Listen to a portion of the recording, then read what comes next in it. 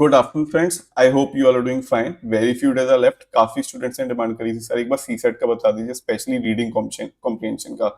मैं जब भी अपने अटेम्प्ट देता था, I use to attempt almost all question of reading comprehension. एक दो क्वेश्चन को छोड़ के जो काफी ज्यादा ट्रिकी लगते थे उनको छोड़ के I use to attempt reading comprehension, because ये काफी स्कोरिंग है, इसमें आंसर अटेम्प्ट किया जा सकता है। तो इसलिए ये मैं अटेम्प्ट करता रीडिंग कॉम्प्रिहेंशन। अच्छा, एक चीज और, काफी many people in the on the YouTube channel are saying कि reading comprehension में you can use the technique and all। इधर वो सब वर्क नहीं करता। we'll be solving PYQ 2023 का reading comprehension by using simple basic common sense। common sense क्या? Please remember the answer, the option, that option would be the correct option which reflect the essence, the core theme, the core message of paragraph। when you read the passage, जब आप passage पढ़ रहे हैं तो please try to understand what is the main broader theme of the passage, उससे related answer सही होगा। And also avoid extreme statement, the statement that are extreme, avoid that, उनके चांसेस करेक्ट होने के गलत होते हैं। And don't get confuse by these words influence, assumption and all, जो अलग अलग वर्ड पूछे आते हैं। what you have to keep in mind is the what is the essence, what is the crux of this passage, what this passage is core theme, वो core theme से related would be the answer। I hope ये समझ आया होगा। So let's start. ये set ए है 2023 का comprehension का। पहले पैसेज वन पढ़ते हैं। Question number one, we often hear about conflicts between different state over river waters. River waters के ऊपर कन्फ्लिक्ट के ऊपर है। Of the 20 major river systems, 14 are already water stress, 75 of population lives in water stress region. Water stress का theme है इसमें। climate change, the demands of population and the need for agriculture to keep pace and the increased rate of urbanization and industrialization will exhibit water stress। water stress और खराब होगा। then according to the constitution of India, water is a state subject and not that of the union। यानी इसमें water और political उसकी बात हो रही है। Except for regulation of inter state reverse. अब वाटर काफी कंफ्लिक्टेड इशू है कि स्टेट लिस्ट में भी आता है और यूनियन लिस्ट में भी आता है जब इंटर स्टेट रिवर की बात होती है। Key to assuring balance between competing demands of various stakeholder is a basin based approach to allocate water among different region and states. हमें ऐसी स्ट्रेटेजी बनानी है जिससे वाटर या बेसिन बेस्ड अप्रोच में वाटर अलग अलग स्टेट को एलोकेट हो जाए properly. Allocating fair share of water to them requires assessment based on objective criteria। हमें प्रॉपरली असेसमेंट स्ट्रेटेजी बनानी है, such as स्पेसिफिसिटीज of the river basin, size of dependent population, existing water use and demand, efficiency of use, projected future use. यानी ये सारी चीज बता रहा है कि हमें प्रॉपरली स्ट्रेटेजी क्या बनानी है जो ये सबको क्या माइंड में रखे, while ensuring the environmental needs of the river aquifers। यानी बैलेंस होना चाहिए कि रिवर में भी वाटर है, एफिशिएंट उसका प्रॉपर यूज हो। Then क्वेश्चन क्या बोल रहे हैं, which of the following statement best reflect the most rational and practical immediate action. क्या इमीडिएट एक्शन लेना चाहिए required to ensure fair equitable allocation of water to different stakeholder. इधर action की ही बात की गई है कि ये सारा असेसमेंट एंड ऑल, ये सारी स्ट्रेटेजी बनानी है। ऑप्शन पढ़ते हैं। फर्स्ट, अ नेशनल प्रैग्मेटिक, इसमें बताया है प्रॉपर असेसमेंट करना चाहिए। ऑब्जेक्टिव क्राइटेरिया पैसेज में देखा है, objective criteria. pragmatic legal and policy framework for water allocation to be made। इसमें भी प्रॉपर एलोकेशन, वाटर एलोकेशन की बात कर रखे हैं। To allocate water, this is in the passage, तो जिसके इसके सही होने के चांसेस हैं। बाकी और स्टेटमेंट देखते हैं। All river system of the country should be linked and huge aquifers created. Passage में कहीं भी वाटर लिंकिंग या एक्यूफायर की बात नहीं हो रही। Third, water channel between region of water surplus and region of water deficit should be created. ये भी वाटर लिंकिंग का सेम स्टेटमेंट है। ये दोनों साइमल्टेनियसली सही नहीं हो सकते और पैसेज में भी नहीं बोला, these both are wrong. Fourth, to mitigate water crisis, water demand of sector such as agriculture industry should be reduced. ये पैसेज में वाटर डिमांड रिड्यूस करने की बात नहीं की गई है। इसमें सजेशन क्या दिया है, प्रॉपर इसमें वाटर एलोकेशन हो एंड ऑब्जेक्टिव क्राइटेरिया सेट हो, ये दो बात की गई है, which is answer A. I hope समझ आया होगा। नेक्स्ट पैसेज करते हैं। More than half of Indian women and almost a quarter of Indian men of working age suffer from anemia। यानी health related passage है। According to study, they are anywhere from 5 to 15% less productive than they could be। As a result thereof, health खराब होती है तो productivity decreases। India also has largest tuberculosis burden in the world, costing 170 million workdays to the country annually। But what is just as important as lost productivity now is lost potential in the future. Demographic dividend पे भी काफी harm होता है because of health. Therefore, health is wealth. It is becoming increasingly clear that on many measures of cognitive ability, malnourished Indian children perform 2 or 3 times worse than their adequately nourished peers. यानी इसमें health और nourishment की theme है passage का. For an economy that will be more dependent on highly skilled workers, this possesses a significant challenge. Why? मतलब India में skill worker की जरूरत है, बट अगर if they are malnourished, how will they be able to apply their skill cognitive ability? Possible नहीं है वो. And it is one that really should be addressed given India's demographic dividend. Statement पढ़ते हैं.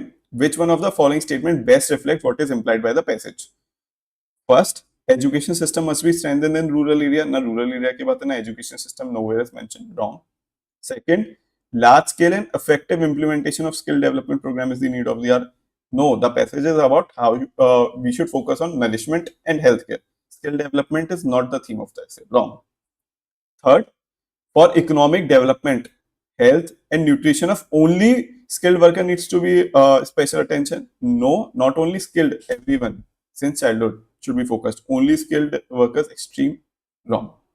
Fourth, for rapid growth as envisaged by us, attention should be paid to health and nutrition of the people.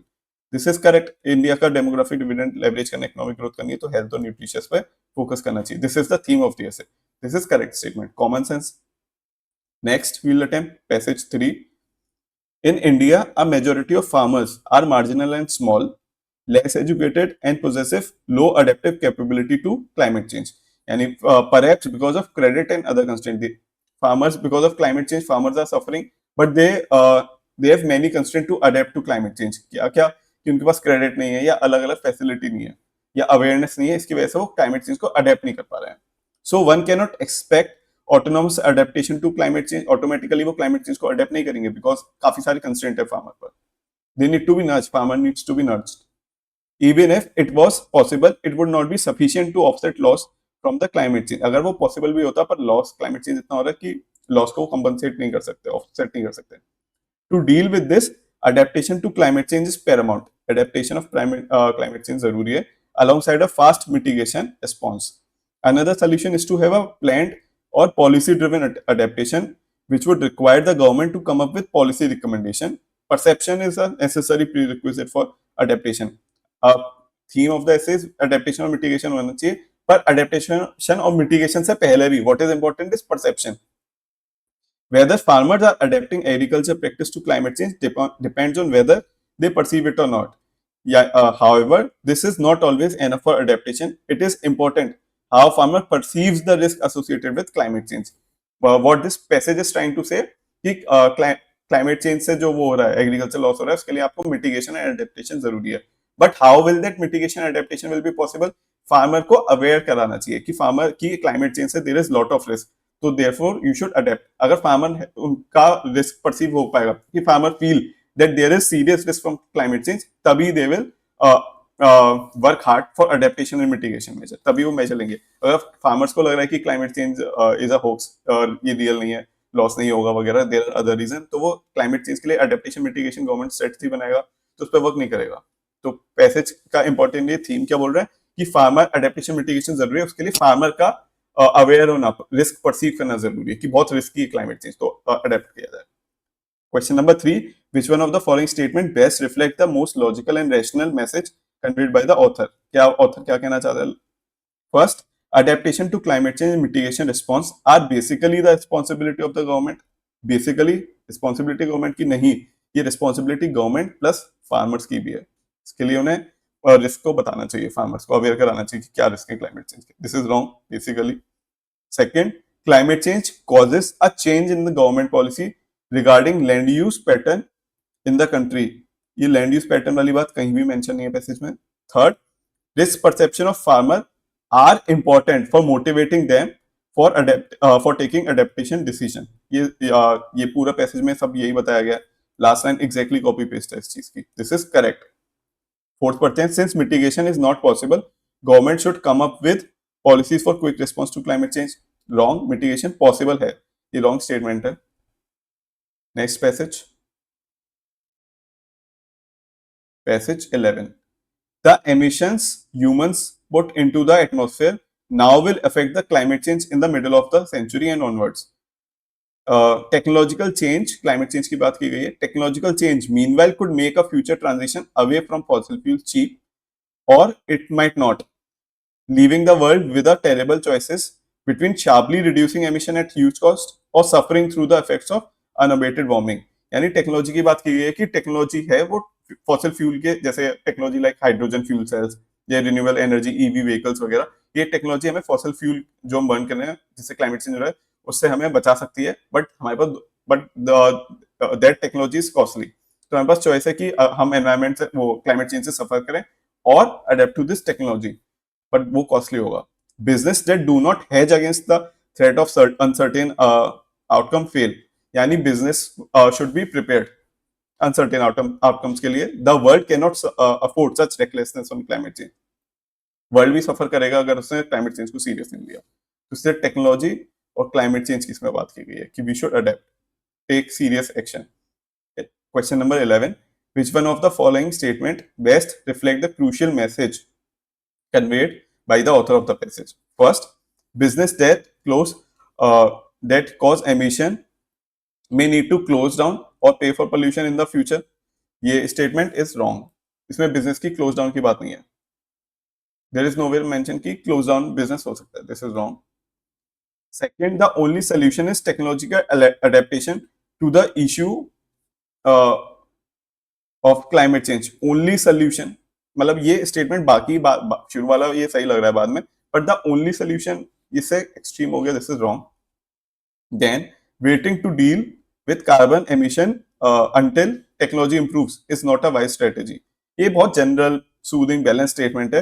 With waiting to deal with carbon emission until technology improves is not a wise strategy.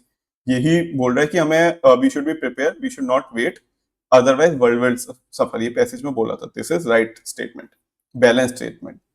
Fourth, since future technological change is uncertain, new industry should be based on renewable energy sources. ये कहीं भी passage में directly mention नहीं है. एक चीज और, you should not use your extra brain. मैं दोबारा रिपीट कर रहा हूं, आप अपना दिमाग एक्स्ट्रा मत लगाइएगा. पैसेज में जो भी पूछा है you should answer it accordingly. अपनी तरफ से you should not infer anything that is not asked in the passage. इसमें भी यही आपने सोच लिया, हाँ this statement generally is right, passage जो बोल रहा है, but this is not mention in the passage, तो you should not mark it correct. तो ये गलत होगा. आई होप ये समझ आ गया होगा कि you should not use extra your influence. ज्यादा दिमाग नहीं लगाना. पैसेज में जो भी पूछा है limit your thinking to that only. Next, passage 2. Environmental pollution problems cause health problems. Substantial changes in lifestyle can reduce environmental or health problems, but this idea appears almost impossible to adopt. With environmental problems, individual efforts can be perceived as having a negligible effect and therefore led to inertia. With health, on the other hand, individual choices can make the difference between life and death. यानी health के लिए climate change crisis is very serious. तो हमारी जो choice होंगी climate change को लेके वो लाइफ और डेथ का सवाल है. तो हमारी चॉइसेस पे फोकस है कि we should make wise choices, नहीं तो we will suffer a lot. And yet barring a few there seems to be same collective lethargy towards making their choices. हमें पता है कि हमें चॉइस लेनी चाहिए, नहीं तो there will be repercussion, yet we are not working towards it, we are not taking the right choices. तो इस पैसेज क्या बोल रहा है, यानी इसमें basic main theme it's all about health and environment change. Climate change से health कैसे सफर करेगा and we should take it seriously, नहीं तो we will suffer in the future. Which of the following statement best implies the most rational assumption that can be made from the passage? First, we are likely to spend more money on cure than prevention. अगर हमने serious अपना action नहीं लिया तो we will have to suffer more. तो this is sounds correct कि ऐसा हो सकता है क्योंकि the passage is all about health, कि हेल्थ को we should take it seriously, नहीं तो फ्यूचर में we have to suffer. Then second, it is the job of the government to solve our environmental and public health problems. Job of government, कहीं भी government जैसा word mention नहीं है. The passage is about health के ऊपर. health can be protected even if environmental problems go unattended.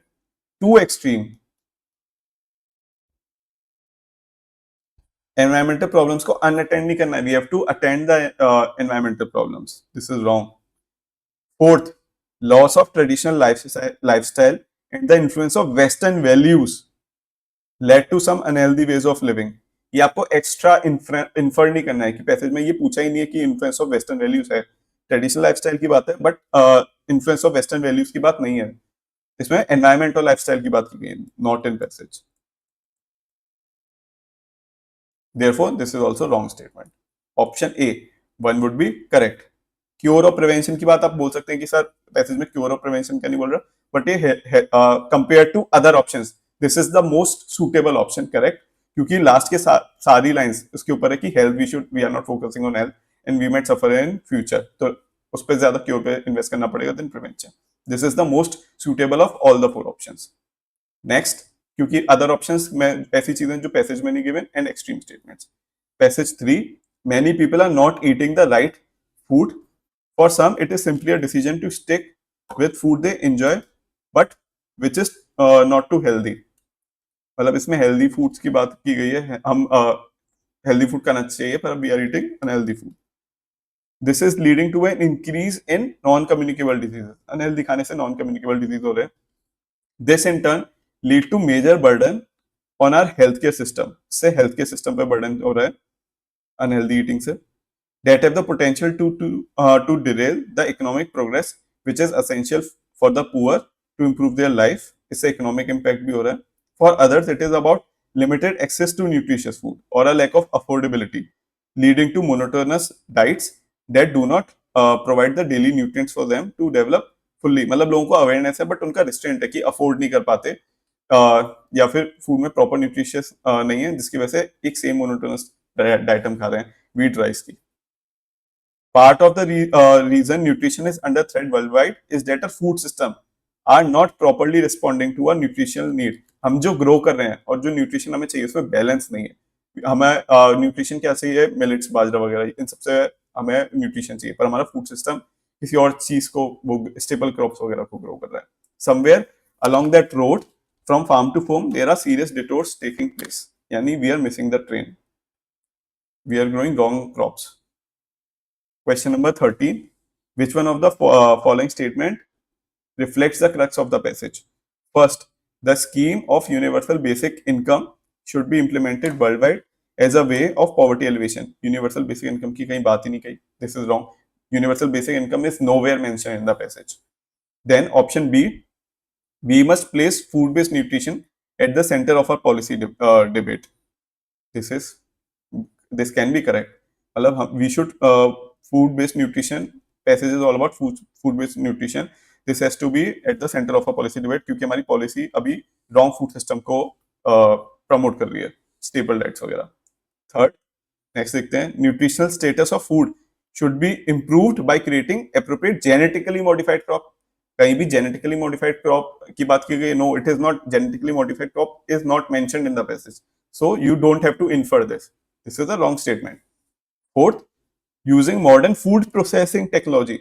Is there mentioned food processing technology is mentioned in the passage? No. We must fortify food item with required nutritional element. This is wrong. Broader theme. What is the broader theme of the passage? That the broader theme is we should focus on food based on proper nutrition. That should be in a policy debate. What food crops we are growing. Next question. Question number 21. Passage 1. To tackle the problem of pollution in city, policymakers think that drastic action like temporary use of odd-even number scheme for vehicle, closing down school, factory, construction activity, and banning the use of certain types of vehicle are a way forward. We know winters में extreme measure लिए जाते हैं, odd-even scheme होती है, closing factory होती है and all. Even then the air is not clean. तब we are taking measure, still the air is polluted. हमारी policy system ही गलत है, इसलिए अब result नहीं आ रहा.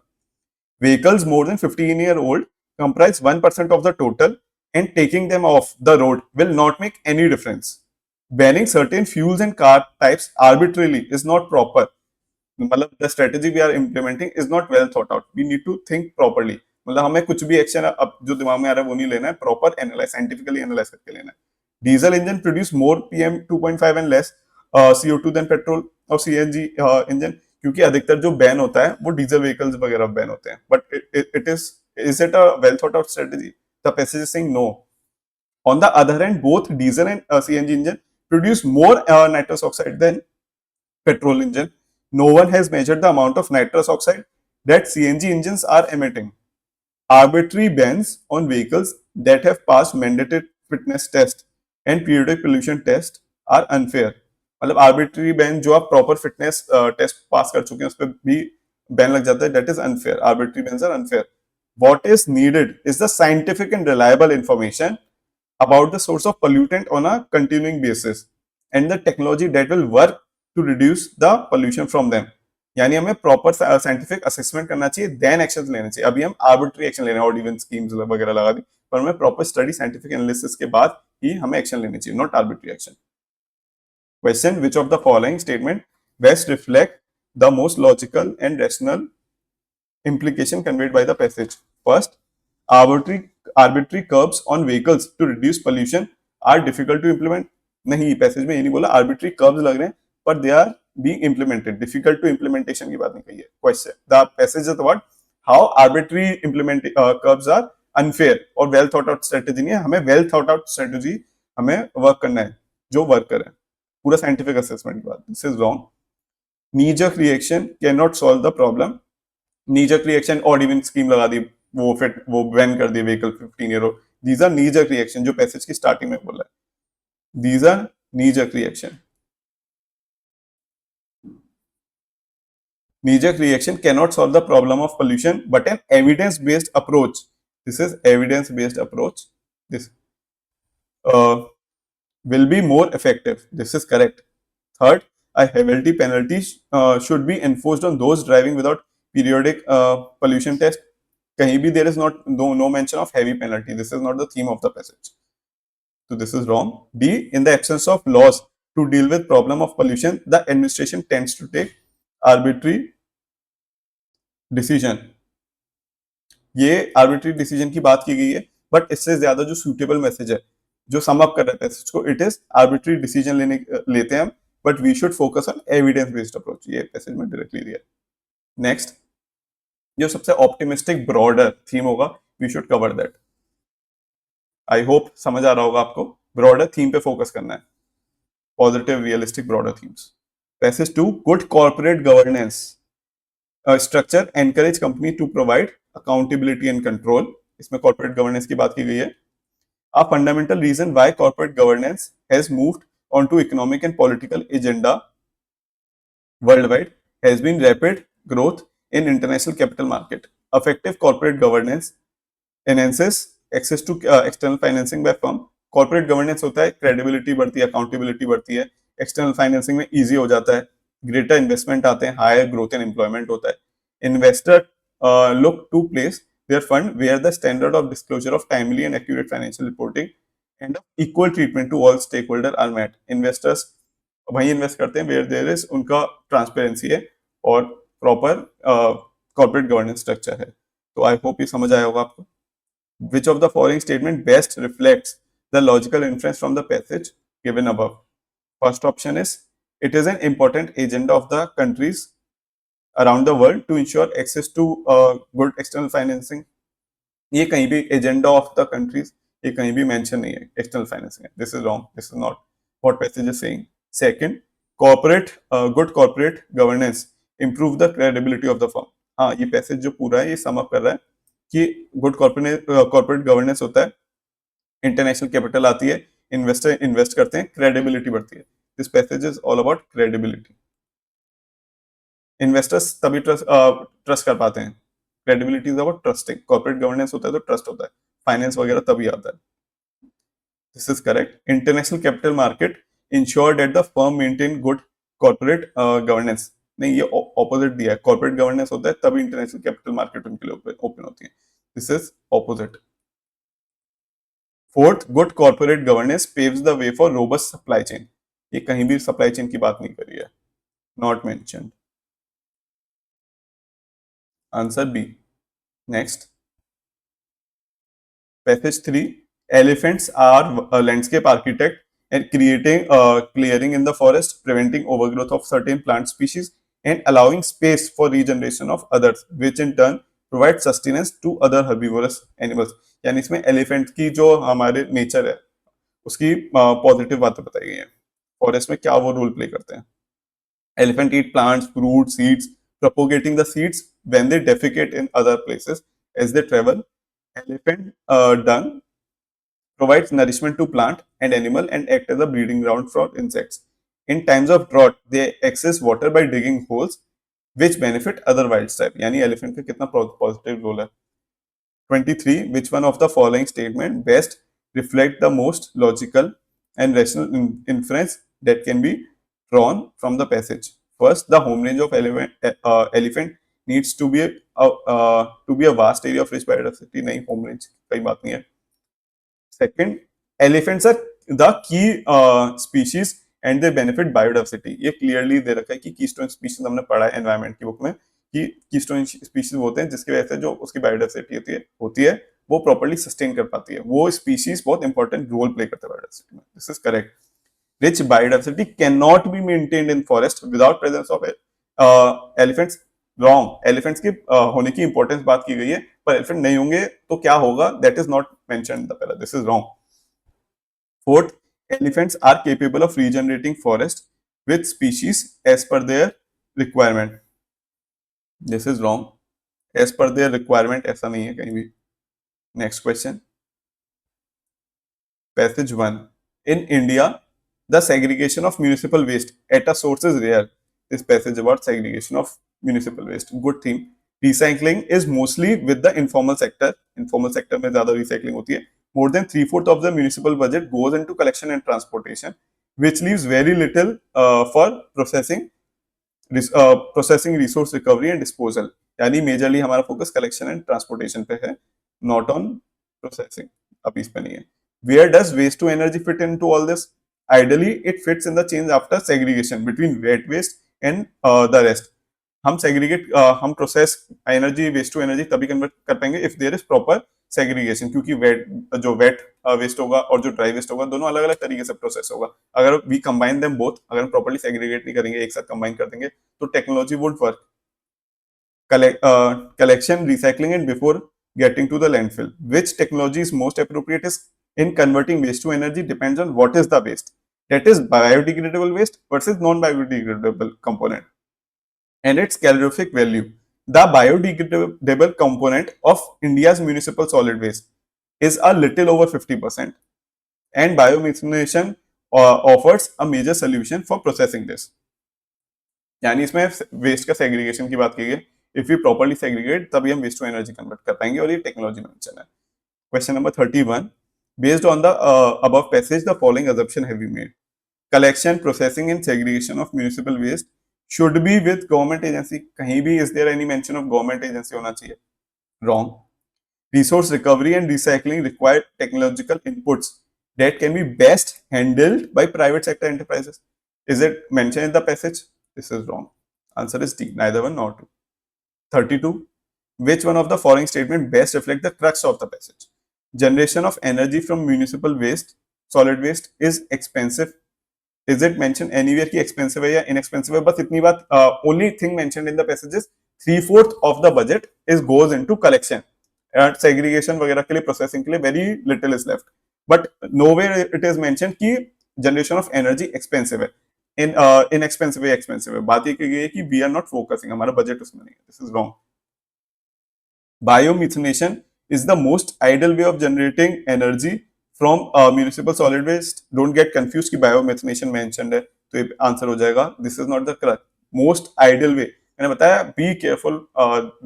Extreme statements are red flag. इसमें बस ये किया गया है biomethanation is good for biodegradable waste. Biodegradable के लिए. पर इसमें it is talking about generating energy from municipal solid waste. Solid waste इसमें दोनों आ जाते हैं, non biodegradable and biodegradable. But biomethanation is only good for biodegradable, not for other type of municipal solid waste. This is wrong. Third, segregation of municipal solid waste is the first step in ensuring the success of waste to energy plant. This is the crux. Question की first line इसी से start हो रही है, is rare, इसलिए हमें ज्यादा करना चाहिए। This is correct. This passage is all about कि we should focus on segregation, then only we will able to convert waste to energy, क्योंकि टेक्नोलॉजी अलग अलग है। This is correct. Fourth, biodegradable component of India's municipal waste is not adequate to provide energy from waste efficiently. ये कहीं भी mention नहीं है कि बायोडिग्रेडेबल जो कंपोनेंट है वो उसमें है नहीं, एडिक्वेट नहीं है। This is not the passage. Passage is about segregation of waste, which is option C. Next, there is a claim that organic farming is inherently safer and healthier. ऐसा बोला जाता है कि organic farming is safe and healthy. The reality is that because the organic farming industry is still young and not well regulated in India, farmers and consumer alike are not only confused about what products are best for them, but sometimes use products in ways that could harm them as well. Yani there is no proper regulation, there is lack of awareness. So farmer or producer, instead of getting benefit, they use products that sometimes can harm them.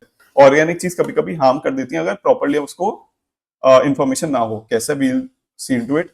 For example, since organic fertilizer are difficult to obtain on a large scale in India, farmers use farmyard manure. This is organic, which, however, it may contain toxic chemical and heavy metal. Organic is good, but organic को grow करने के लिए there should be proper organic component.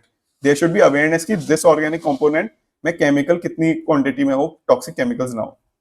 Certain plant sprays like Datura, flower and leaf spray have an element called atropine. If it is not applied in the right dose, it can act on the nervous system of the consumer. Unfortunately, how much and when to use it are not well researched or regulated issue. यानी farmer और consumer को proper awareness, proper guidance नहीं है कि जो organic component है उसको कैसे यूज करें। Organic farming is good, but उसका कैसे इंप्लीमेंट करना है उसके लिए प्रॉपर इंफॉर्मेशन होना जरूरी है। Question number 33. Based on the above passage, the following assumption have been made. First, the organic is inherently safe, unsafe for both farmers and consumer. This is wrong. Inherently unsafe. This is extreme statement.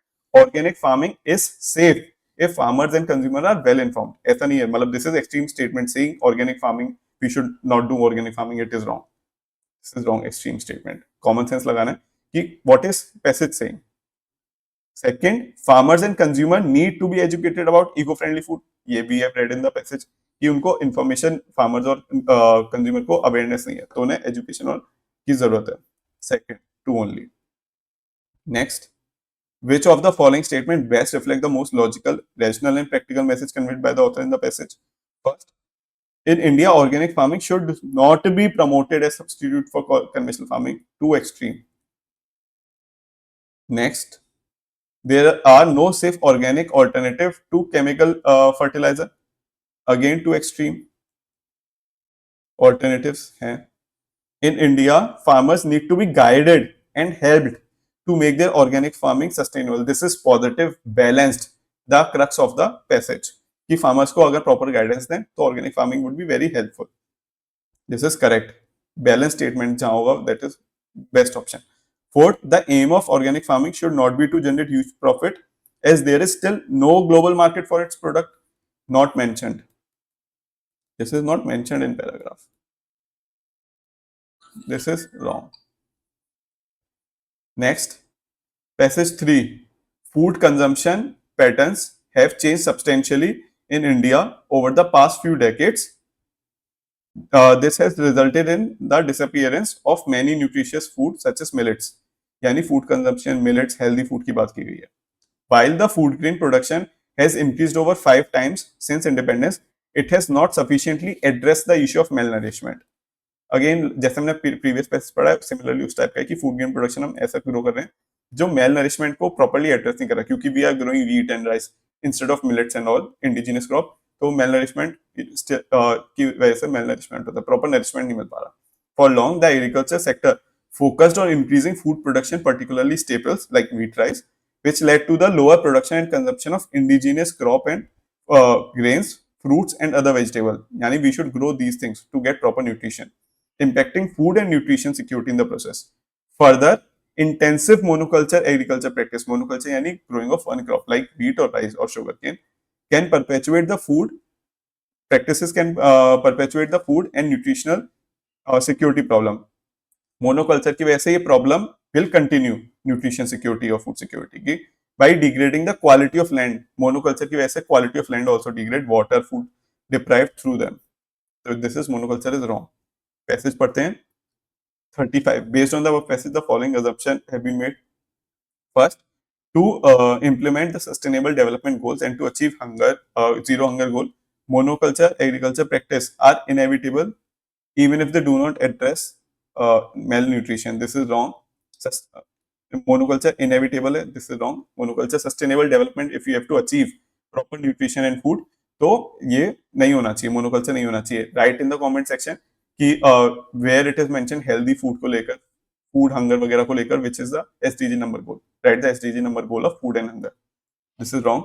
Second, dependence on the few crops has negative consequences for human health and ecosystem. This is correct कि हम अपने food cycle में few crops पे focus करें, जैसे impacting health and ecosystem. Quality of land degrade हो रही है, मेल नरिशमेंट हो रहा है. This is correct. Second is correct, यानी हम थर्ड और फोर्थ को डिलीट कर सकते हैं. और फर्स्ट हमें पता है, पढ़ लिया, ये गलत है. Therefore answer is B, 2, 3 only. Easy. Next question, question number 41.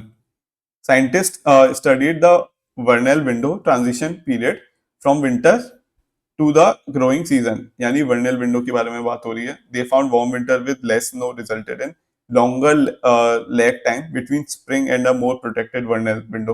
This is very very tough. अगर ऐसे words जो आपने सुने नहीं है, which you don't know the meaning, और जनरल भी बात, अनलाइक अदर पैसेज जहां पर हमें फूड सिक्योरिटी, क्लाइमेट चेंज, इन सब की बात थी, इट इज टॉकिंग अबाउट मतलब वेरी साइंटिफिक, बहुत डीप साइंटिफिक वो है. तो don't attempt such question, please skip, don't waste your time. अगर ऐसे वर्ड्स आप पढ़े बिल्कुल रिलेटेबल नहीं है तो स्किप इट फ्यू लाइंस पढ़ने के बाद. Don't waste your time. तो we'll skip this. Next, passage 2, a global analysis of nutritional nitrogen use efficiency. Passage is about nitrogen use efficiency. A measure of the amount of nitrogen a plant takes in to grow versus what is left behind as pollution.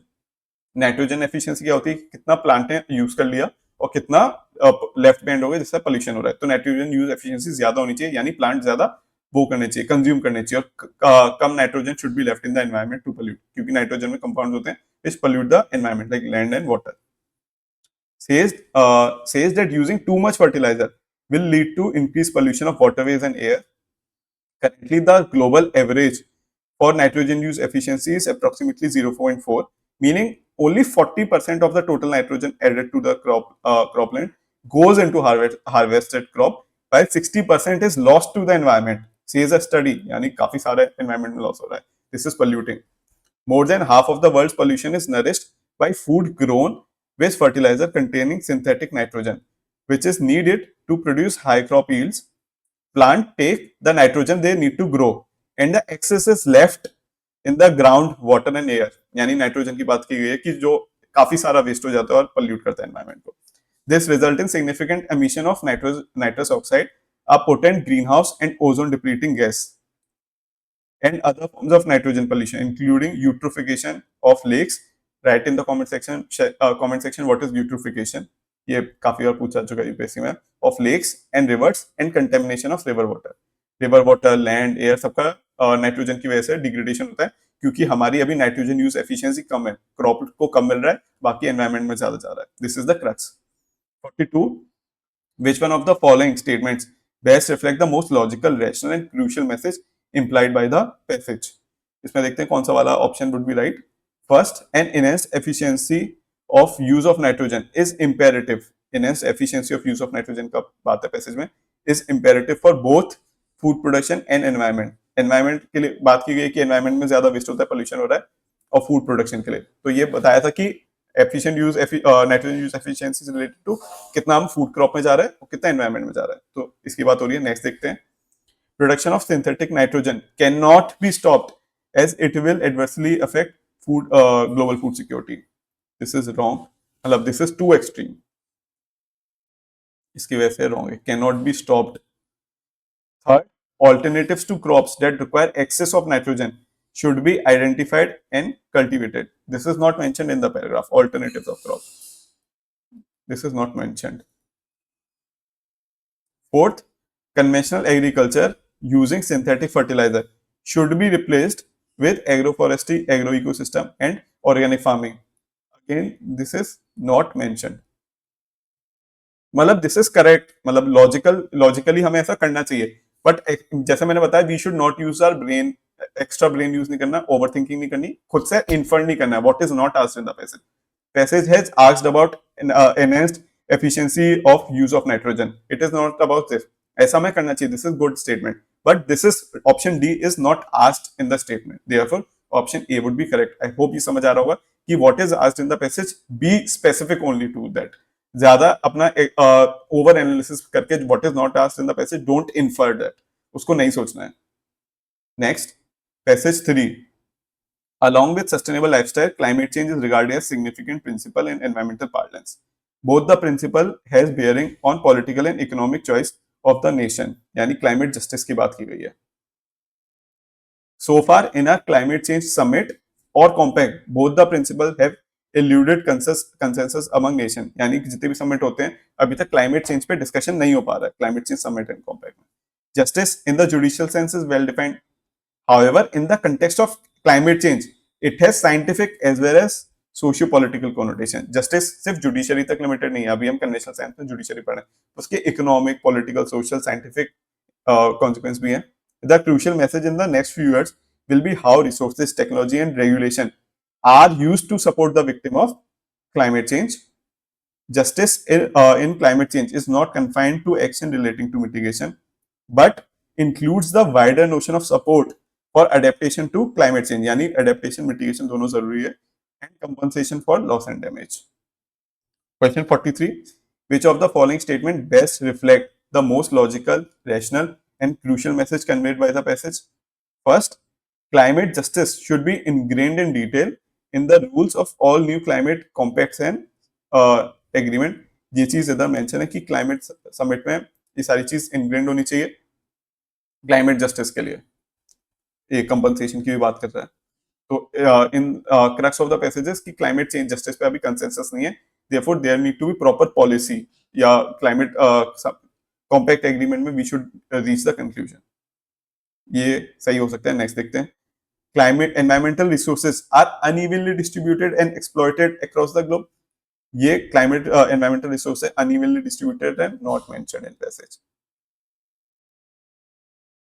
There is an impending issue of dealing with huge number of climate change victim and climate refugee. Not mentioned climate refugee. Impending issue है, ये भी नहीं दे रखा. ये बताया गया है कि climate victim का issue है, पर ये नहीं दे रखा impending huge number of climate victim or climate refugee. ये this is not the crux of the passage. This is one of the part of the passage. हमने क्या बताया था? We should focus on broader theme. क्या है? Climate justice के ऊपर है broader theme. Climate change in all its connotation is mostly due to developed countries. Developed countries की कई बात नहीं है, and therefore their share of burden should be more.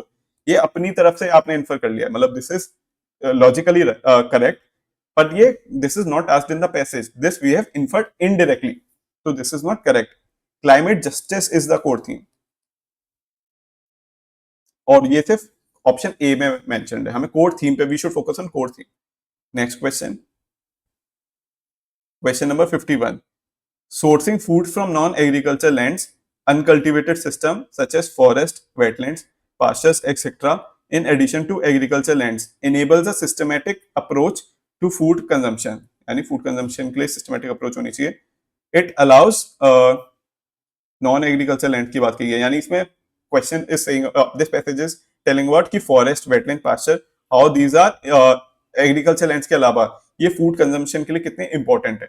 I hope समझ आ गया होगा. फूड के लिए अभी हम रिलाई करते हैं फूड लैंड पे, but we don't focus on wetland, forest and pasture, how this can also be a good source for food consumption. It allows rural and tribal community to sustain themselves for the whole year. Tribal community इसी पे dependent है. They are not growing wheat and rice on land, they are मतलब they are getting their sources of food from forest to sustain themselves for the whole year and stay clear of natural disasters and season-induced shortfall of agriculture food. Since the productivity of trees is often more resilient to adverse weather condition than annual crop, forest food often provide a safety net during periods of food shortages caused by crop failure, जो हमारे land है उसमें paste लग जाते हैं, climate change की वजह से फ्लड आ जाता है, इतनी सारी चीजों के से सफर करते हैं। बट जो फॉरेस्ट हैं दे आर मोर रेजिलियंट, यानी उसमें जितना इम्पैक्ट होता है दैट इज कंपेरेटिवली लेसर। तो दैट हेल्प्स जब फूड क्राइसिस या फूड शॉर्टेजेस होता है, तो जो ट्रीज वगैरह forest they help a lot. Forest food also make important contribution during seasonal crop production gap, यानी रोल इंपॉर्टेंट बताया गया है कि नॉन एग्रीकल्चर लैंड का रोल क्या important. 51 which one of the following statement best reflect the most logical rational message conveyed by the author of the passage? First, food yielding trees should replace other trees in rural and tribal areas and community owned land. Is this a message of paragraph की replace कर दें? This is too extreme word. Food yielding trees replace करें, replace की बात नहीं करिए, supplement की बात करिए कि अभी हम फूड जो क्या कहते हैं जो हमारे अभी फूड लैंड है उनको कॉम्प्लीमेंट करें trees non agriculture lands. This is wrong, extreme. Second, food security cannot be insured in India with the present practice of unconventional agriculture. Food security cannot be ensured. Is it correct? This is not. This is again extreme. Third, wasteland and degraded areas in India should be converted into agroforestry to help poor. कहीं भी to help poor की बात ये कहीं नहीं की गई है, not mentioned. Then fourth, agro system should be developed in addition to or along with agriculture, conventional agriculture. This is more balanced. इसमें बैलेंस की बात की गई है कि एग्रो सिस्टम यानी नॉन ये forest and all should be develop along with conventional agriculture, क्योंकि कन्वेंशनल एग्रीकल्चर जरूरी है, पर उसमें कभी कभी क्रॉप यील्ड वगैरह इतना रेजिलिएंट नहीं है, कभी कभी इश्यूज हो जाते हैं फूड शॉर्टेज वगैरह के, इसलिए agro ecosystem are important. This is more balanced positive statement.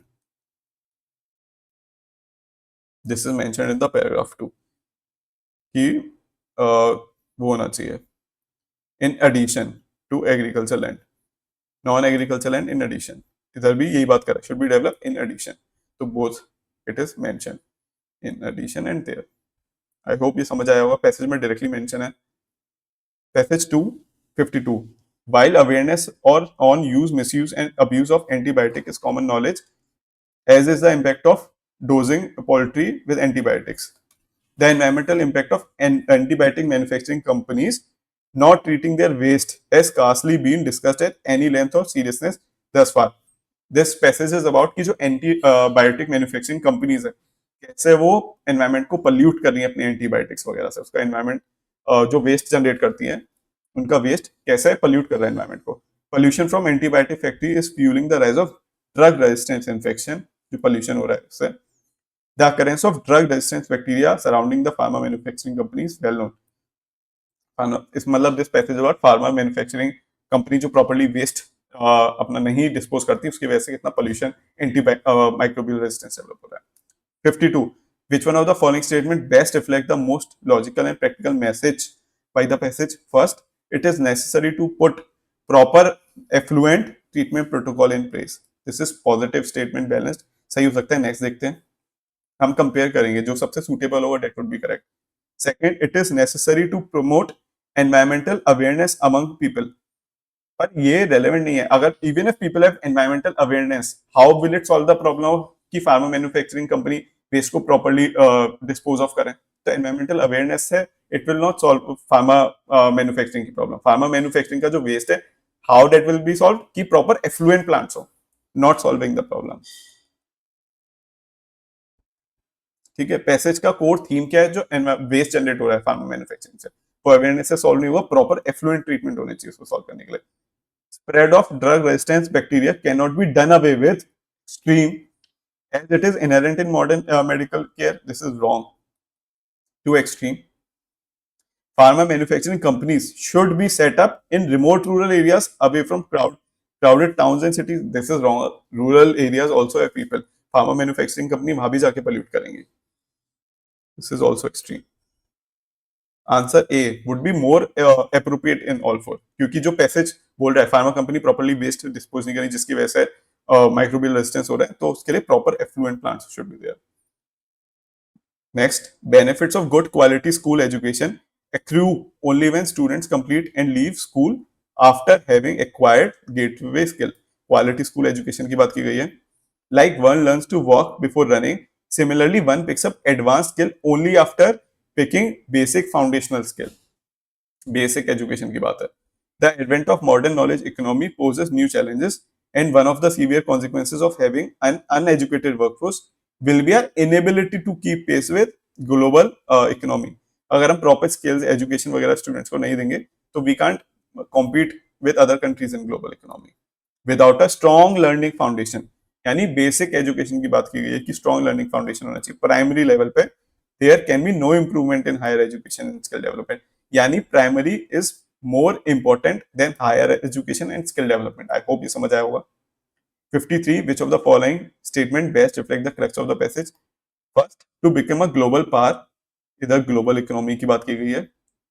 To become a global power, India needs to invest in universal quality education. Global economy हमारी वो इकोनॉमी अच्छी होगी. इधर लिख रहा है ग्लोबल इकोनॉमी में हमारा रोल तभी अच्छा होगा जब हम गुड क्वालिटी एजुकेशन में इन्वेस्ट करेंगे.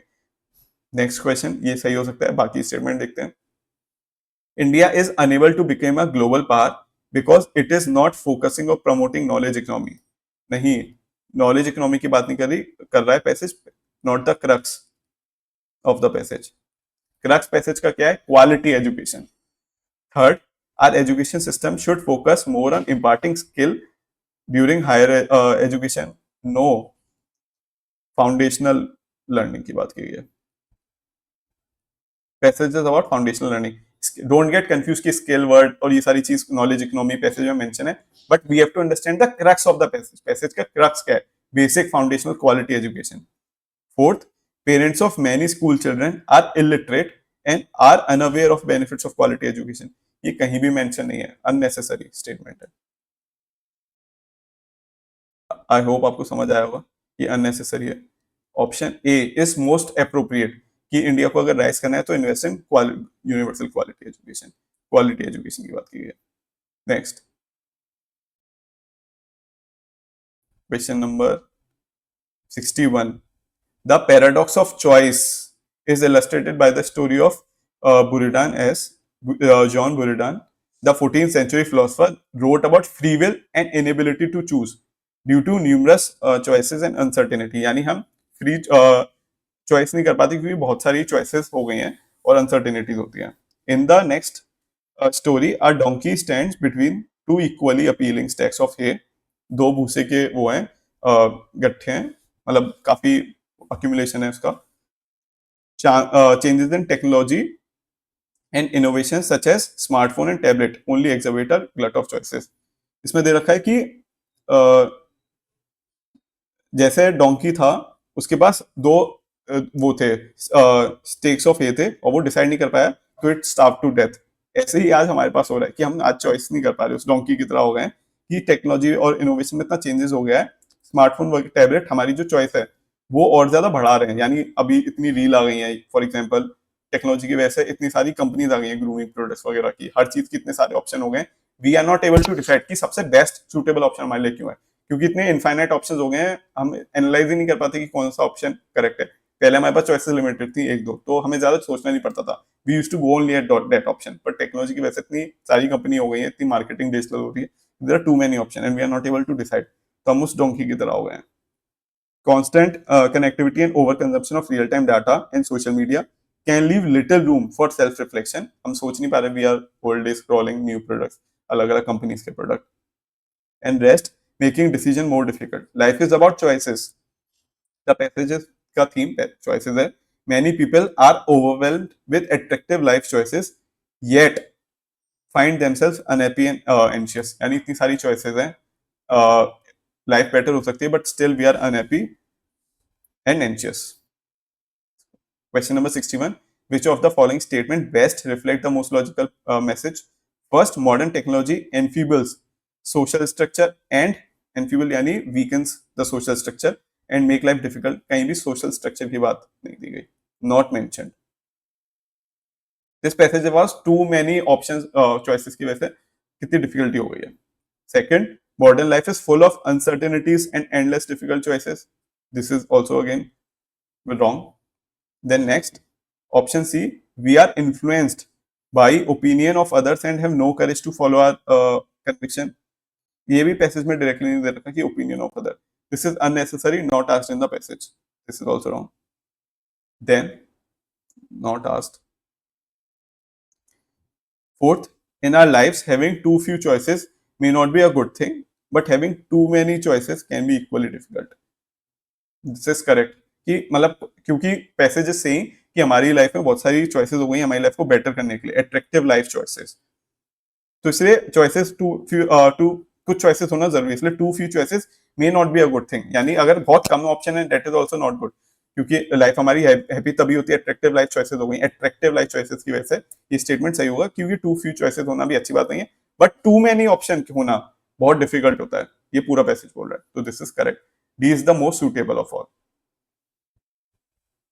Next, passage 2. Household finance in India is unique. We have a tendency to invest heavily in physical assets such as gold and property. अभी हमारा इन्वेस्टमेंट लोगों को फाइनेंशियल अवेयरनेस नहीं, इसलिए लोग गोल्ड और प्रॉपर्टी में ज्यादा इन्वेस्ट करते हैं. Steps to encourage financialisation of saving are critical. यानी financialisation, savings and mutual funds वगैरह इसको प्रमोट करना चाहिए बैंकिंग में पैसा डालने के लिए, क्योंकि वो सर्कुलेट होता है इकोनॉमी में. A populace accustomed to traditional processes will not simply jump into financialization. It's very difficult to change the habit of people. Hurdles to change include wondrous bureaucracy, a skepticism of organized financial institution, यानी trust नहीं है financial institution पे, a lack of basic information about which of the myriad services लोगों के पास information properly awareness नहीं है, information नहीं है, इतनी सारी choices हैं services की. And provider is best for each family. कौन सी चॉइस हमारे लिए बेस्ट है, हमें आइडिया नहीं. Which bank is best suitable, हमारे पास बहुत सारे ऑप्शन हो गए. And how and even if one can make transition from between them if necessary. काफी फाइनेंशियलाइजेशन होना जरूरी है, पर उसके लिए काफी सारे हर्डल्स हैं. 62, regarding the financialisation of household saving, which of the following statement best reflect the solution that are implied by the passage? Flexible environment is needed to develop solution. Household need customized solution. Third, innovation and financial technology are required. ये तीनों are positive. Although not mentioned in the paragraph, पर इधर option कहीं भी none का option नहीं है. No none option. Plus ये तीनों सोल्यूशन पॉजिटिव है. तो answer would be D, 1, 2 and 3. आप किसी को भी फिगर आउट नहीं कर सकते कि कौन सा ऑप्शन अडॉप्ट नहीं कर, ये तीनों करने पड़ेंगे. These three are positive. अगर कोई भी एक नेगेटिव होता तो we could have deleted, but these all three are positive. Answer would be D, 1, 2 and 3. Next, passage 3. Pharmaceutical patents grant protection to the patentee for the duration of patent term. इसमें pharmaceutical patent का theme ऐसे है. The patentee enjoy the liberty to determine the prices of medicine. यानी जो company manufacture कर रही है product, उसके पास पेटेंट होता है, उसके पास लिबर्टी होती है, which is time limited to the period of monopoly, but could be unaffordable to the public. Patent act companies को ये राइट देता है कि वो 20 इयर्स तक अराउंड प्रोडक्ट को पेटेंट कर ले, उनके पास राइट होगा कि कितना भी प्राइसेस वो सेट कर सकते हैं. सच पर इसकी वजह से अनअफोर्डेबल हो जाता है पब्लिक के लिए वो medicine. Such patent protection offer to the patentees is believe to benefit the public over longer term. पर इससे लोगों का फायदा लॉन्ग टर्म में through innovation and research development, क्योंकि जो पेटेंट कंपनी होती है उनको लॉन्ग टर्म मोनोपोली दी जाती है. Innovation requires lot of money, बहुत पैसा चाहिए रिसर्च में. तो अगर मोनोपोली होती है कुछ 20 अराउंड ईयर्स तक, तो उसकी वजह से जो मैन्युफैक्चरिंग कंपनी होती है, they can take out the cost. जितना भी उन्होंने इनोवेशन पे कॉस्ट लगाया है उसकी वो कॉस्ट निकाल लेती है और फिर वो और इनोवेट कर पाती है. अगर मेडिसिन के प्राइसेस कम होंगे तो फार्मास्यूटिकल कंपनी के पास इंसेंटिव नहीं होगा R&D करने का, रिसर्च पे इन्वेस्ट करने का. तो इसलिए लोगों को भी अच्छी मेडिसिन वगैरह नहीं मिलेंगी. तो इसलिए लोगों का भी, ऑल्दो मेडिसिन अफोर्डेबल है, बट लॉन्ग टर्म में लोगों को फायदा है क्योंकि इनोवेशन हो रहा है. इनोवेशन करने के लिए मोटिवेट होती है. वो पेटेंट का जो पीरियड एक्सटेंडेड पीरियड होता है 20 इयर्स का, उसके लिए. Although it comes at a cost in the nature of higher prices for the patented medicine, the patent regime and price protection through a legally validated, यानी government का भी role होता है, legally validated high price for the medicine during the currency of the patent provide the patentee with a legitimate mechanism, यानी पेटेंटी के पास पूरा right है company के पास to get return on the cost incurred in innovation research. यानी पेटेंटी time period में जब monopoly होती है वो अपनी जो कॉस्ट रिसर्च पे गई होती है वो निकाल लेती है इससे। आई होप ये समझ आया होगा। Question number 63. Based on the above passage, following assumption have been made. First, patent protection given to patentee puts a huge burden on purchasing power, public's purchasing power in accessing patented medicine. This is correct. Public purchasing power क्या होता है? Cost, यानी higher burden हो जाता है, huge burden. This is correct. First option is correct. COD delete कर दिया। Option first यही बोल रहा है कि जो लोग होते हैं उनको बर्डन पड़ता है उन पे क्योंकि हाई कॉस्ट होती है। This is correct statement. Second, dependence on other countries for pharmaceutical products is a huge burden for developing and poor countries. Dependence on other countries not mentioned. कहीं मेंशन है passage में कि dependence other countries में, other countries there is no mention of other countries, तो this is wrong. अगर हम first हटाएंगे, first और second wrong, answer will be B 1 and 4 क्योंकि second option is incorrect. Dependence on other countries ये कहीं बात नहीं की गई है। जो डेवलपिंग कंट्रीज हैं वो भी तो वो इनोवेशन कर सकते हैं। नेक्स्ट, जैसे कोविड में हुआ था। Passage 4, India should ensure the growth of digital economy while keeping personal data of citizen secure and protected। यानी इसमें डिजिटल इकोनॉमी की बात की गई है and privacy. This passage talks about this. No one will innovate in a surveillance oriented environment or in a place where an individual personal information is compromised। यानी privacy promote करती है innovation को, privacy की वजह से innovation हो रहा है। The ultimate control of data must reside with the individual who generated. जिसका डेटा उसके पास कंट्रोल होना चाहिए। They should be enabled to use, restrict और monetise it as they wish. Therefore, data protection laws should enable the right kind of innovation, one that is user centric and privacy protecting। यानी laws ऐसे होने चाहिए जो privacy को promote करें, privacy को promote करेंगे तो इनोवेशन प्रमोट होगा। 64, based on the above passage the following assumption have been made। First, protection of privacy is not just a right but it has value to the economy। यानी अभी हम सोचते हैं कि प्राइवेसी सिर्फ लोगों का राइट होना चाहिए, लोगों के राइट के अलावा it adds value to the economy. कैसे? इनोवेशन होता है। We read in the passage, so this is correct, positive balance statement। Second, there is fundamental link between privacy and innovation। ये हमने पढ़ा है, प्राइवेसी इनोवेशन लिंक होता है, privacy innovation को बढ़ाती है, तो there is a link। Option B, both 1 and 2 would be correct। हमें ब्रॉडर पैसेज का थीम देखना है, हमें ऐसे नहीं देखना कि कीवर्ड वो आ रहा है कि नहीं। We have to see the broader passage का क्रक्स क्या है। This is the crux, broader theme। Then next, in India, while the unemployment rate is a frequently used measure of poor performance of economy under condition of rising school and college enrollment, it paints an inaccurate picture। यानी unemployment rate वाली picture अभी inaccurate है, proper understanding नहीं हो पा रही। क्यों? The reported unemployment rate is dominated by the experience of younger Indians who face higher employment challenges and exhibit greater willingness to wait for the right job other than older peer। इसका मतलब ये है कि आज के time पे जो younger Indians हैं, लाइक हम लोग अच्छी जॉब, कॉलेज अपॉर्चुनिटीज मिली है, therefore we expect good job. तो हम कोई भी जो बेसिक कम पे वाली जॉब के लिए होती है उसके लिए सेटल करने के लिए रेडी नहीं है। We wait for good job. तो जब हमारा वो वेटिंग पीरियड होता है, फॉर एग्जाम्पल हम उसकी यूपीएससी की तैयारी कर रहे हैं, we are not doing the job often. हम काफी एक्सपीरियंस जॉब नहीं करते, जॉब के साथ साथ काफी कम लोग यूपीएससी की तैयारी करते हैं। Often people leave, take a break और लीव देयर जॉब क्योंकि वो हायर बेटर सुटेबल जॉब के लिए अप्लाई कर रहे हैं। तो दे यंगर इंडियन के एस्पिरेशन ज्यादा हुई हैं, they want good quality job, तो दे वेट। तो वो वेटिंग पीरियड होता है, वो अनएम्प्लॉयमेंट का होता है। Next, the unemployment challenge is greater for people with secondary and higher education. Higher education की वजह से expectation is more and rising education level inflate unemployment challenges. तो ज्यादा एजुकेशन लेवल होने की वजह से अनएम्प्लॉयमेंट चैलेंज ज्यादा हो रहा है क्योंकि पीपल की गुड क्वालिटी ऑफ जॉब की एक्सपेक्टेशन ज्यादा है, तो दे wait for the good quality job। 71, which one of the above following statement most likely reflect as to what the author of the passage intends to say? First, enrollment in school and college is high but there is no quality education। No quality education not mentioned in passage। Second, unemployment must be seen as a function of rising education and aspiration of India। हाँ, ये directly बोल रहा है कि willingness to wait है, rising aspiration हो रही है। This is correct. मैंने बताया कि अनएम्प्लॉयमेंट क्यों हो रहा है, because of rising education greater education and aspiration for young India. This is correct.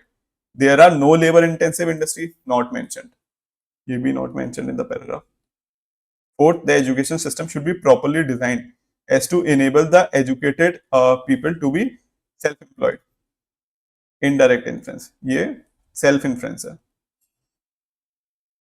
D option कहीं भी मेंशन नहीं है कि क्वालिटी एजुकेशन सिस्टम कैसा हो. The passage does not talk about quality education, ये इनडायरेक्टली इन्फर किया है. इसलिए मैं बोलता हूं please stick to the passage. Passage में बस इतना बोला है कि अनएम्प्लॉयमेंट बढ़ रही है बिकॉज लोगों की एस्पिरेशन ज्यादा हो गई है और हायर एजुकेशन लेवल हो गया. Passage talks about this. Indirect influence नहीं करना. Please stick to what is asked in the passage. Then question 72, science by itself is not enough. There must be a force of discipline outside the sciences to coordinate them and point to a goal. It is not possible to run a course aright when the goal itself has not been rightly placed. What science needs is philosophy. This analysis of scientific method and coordination of scientific purpose and result. Without this, any science must be superficial. मतलब ये science, philosophy इन सब की बात कर रहे हैं. This is very tough, तो please skip. मैं ये जानबूझ के इसलिए बता रहा हूँ कि you should know which question to attempt and which question to skip. जो हमने पहले क्वेश्चन करे that is related to quality education, health, climate change, सारे सिमिलर थीम्स हैं. पर ये वाला इतना साइंटिफिक डीप क्वेश्चन है, इसको आप अटेम्प्ट करेंगे you will waste your time. अगर कुछ शुरू के 4-5 लाइन पढ़ के it's not making sense to you, please leave those question. तो ये बहुत अगर टफ ट्रिकी क्वेश्चन लग रहा है, इतने सारे कुछ रिलेटेबल नहीं है, तो please leave such passages. Next करेंगे 73 passage 3. The last end of the state, यानी स्टेट की बात की गई है GS2, is not to dominate man not to restrain them by fear. Rather it is so to free each man from fear that he may live and act with full security and without injury to himself or to his neighbor. The end of the state, I repeat, is not to make rational beings into brute beast and machine. It is to enable their bodies and mind to function safely. It is to lead men to live by and to exercise a free reason, that they may not waste their strength in hatred, anger, and guile, nor act unfairly toward the other. अब ये tough लग रहा है, पर option पढ़ेंगे. Based on the above passage, which one of the following terms best express ultimate goal of the state? अगर आप general भी मतलब बेसिक कॉमन सेंस भी लगाओगे तो personal safety, health of body, communal harmony, liberty. Basic and state का क्या होता है? लिबर्टी. कोई इसमें भी ये मेंशन है पैसेज में भी, end of state is not to restrain नहीं होना चाहिए, rather it is to free each man. ये डायरेक्टली मेंशन भी कर रहा है कि स्टेट की मेन रोल क्या होता है. कहीं भी पर्सनल सेफ्टी की बात नहीं की गई है पैसेज में, कहीं भी हेल्थ की बात नहीं की गई है पैसेज में, कहीं भी कम्युनल हार्मनी की बात नहीं की गई है. Passage talks about liberty. इधर ये सारा लिबर्टी की बात है. Not to dominate, restrain, free each man from fear. तो इधर the question talks about liberty, passage talks about liberty. General भी हमें पता है कि स्टेट का एंड गोल लिबर्टी होता है. पैसेज में भी इन 3 का मेंशन नहीं है, not mention. Only liberty, freedom is mention. I hope ये समझ आया होगा. आई गेस ये खत्म हो गया. We have attempted almost all the question of English comprehension. I hope आपको समझ आया होगा. अगर आपको कोई भी डाउट है, इशू है या सजेशन है, आप मुझे मैं मेल आईडी अटैच करूंगा, you can send it to me उसमें, या और मैं टेलीग्राम का ग्रुप, ये PDF टेलीग्राम के ग्रुप का link I will attach in the description, तो आप वहां पर भी देख सकते हैं. Also please go through the playlist. मैंने लक्ष्य कोड सीरीज की प्लेलिस्ट है, आप उसे देखिए. वो जरूरी है कि फिल्म से कैसे लॉजिकल गेसिंग वगैरह की जा सकती है.